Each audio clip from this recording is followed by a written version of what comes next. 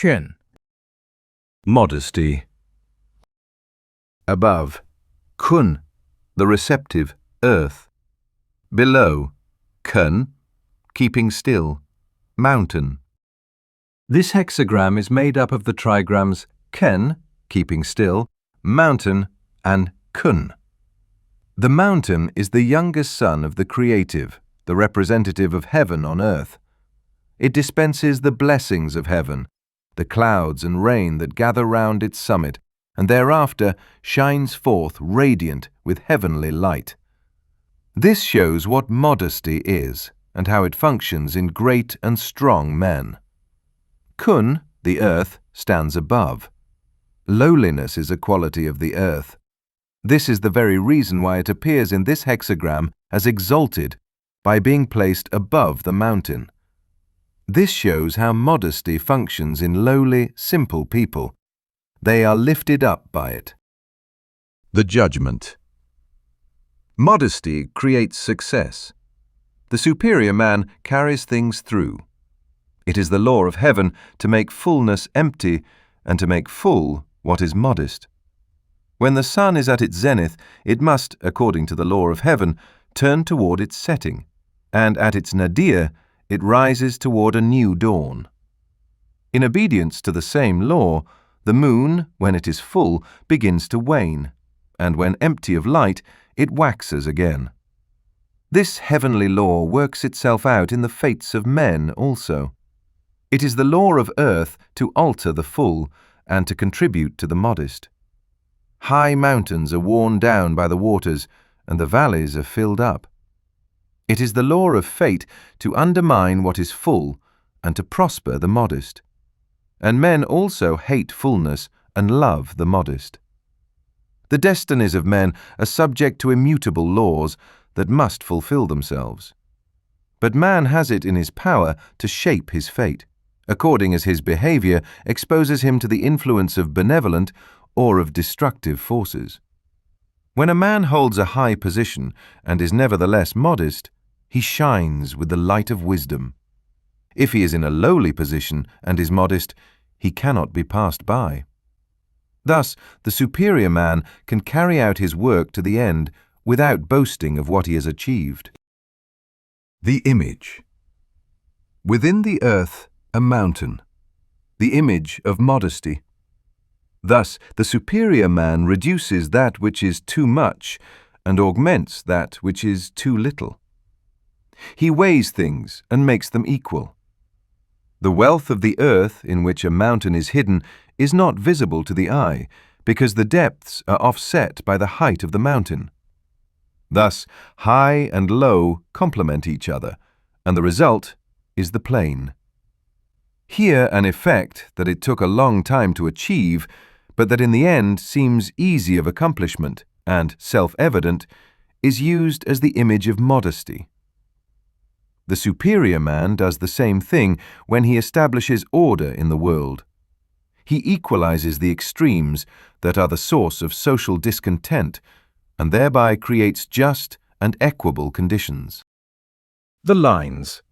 6 at the beginning means, a superior man, modest about his modesty, may cross the great water, good fortune.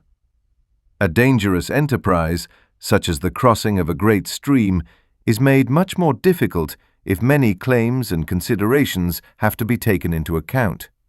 On the other hand, the task is easy if it is attended to quickly and simply. Therefore, the unassuming attitude of mind that goes with modesty fits a man to accomplish even difficult undertakings. He imposes no demands or stipulations, but settles matters easily and quickly. Where no claims are put forward, no resistances arise. 6 in the second place means modesty that comes to expression. Perseverance brings good fortune. Out of the fullness of the heart, the mouth speaketh. When a man's attitude of mind is so modest that this expresses itself in his outward behavior, it is a source of good fortune to him. For the possibility of exerting a lasting influence arises of itself, and no one can interfere.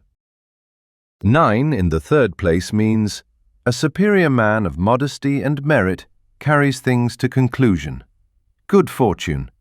This is the center of the hexagram, where its secret is disclosed. A distinguished name is readily earned by great achievements. If a man allows himself to be dazzled by fame, he will soon be criticized, and difficulties will arise. If, on the contrary, he remains modest despite his merit, he makes himself beloved and wins the support necessary for carrying his work through to the end. 6 in the fourth place means nothing that would not further modesty in movement. Everything has its proper measure. Even modesty in behavior can be carried too far.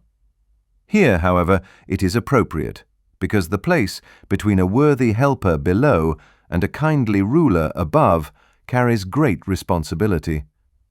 The confidence of the man in superior place must not be abused, nor the merits of the man in inferior place concealed. There are officials who indeed do not strive for prominence. They hide behind the letter of the ordinances, decline all responsibility, accept pay without giving its equivalent in work, and bear empty titles. This is the opposite of what is meant here by modesty. In such a position, modesty is shown by interest in one's work. 6 in the fifth place means no boasting of wealth before one's neighbor. It is favorable to attack with force. Nothing that would not further. Modesty is not to be confused with weak good nature that lets things take their own course. When a man holds a responsible position, he must at times resort to energetic measures. In doing so, he must not try to make an impression by boasting of his superiority, but must make certain of the people around him. The measures taken should be purely objective and in no way personally offensive. Thus, modesty manifests itself even in severity. 6 at the top means modesty that comes to expression. It is favorable to set armies marching to chastise one's own city and one's country. A person who is really sincere in his modesty must make it show in reality. He must proceed with great energy in this. When enmity arises, nothing is easier than to lay the blame on another. A weak man takes offense, perhaps, and draws back, feeling self-pity. He thinks that it is modesty that keeps him from defending himself. Genuine modesty sets one to creating order and inspires one to begin by disciplining one's own ego and one's immediate circle. Only through having the courage to marshal one's armies against oneself will something forceful really be achieved.